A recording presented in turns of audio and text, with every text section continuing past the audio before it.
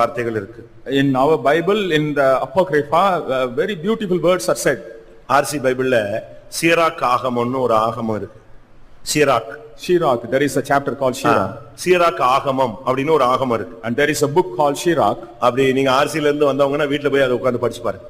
And those who come from RC, you can read that. 29ஆம் அதிகாரத்துல 1ல இருந்து 10 வரைக்கும் நீங்க படிச்சு பாத்தீங்கன்னா இந்த கடன் வாங்கும்போது அவன் என்னெல்லாம் பேசுறான், கடன் கொடுக்கிற டைம் வரும்போது என்னெல்லாம் பேசுறான் அப்படின்னு சொல்லியிருக்கு. In 29th chapter, first 10 verses, it is said when he borrows what he does and when he is repaying what he speaks. நான் அதை வாசிக்கிறேன், நீங்க கவனிங்க.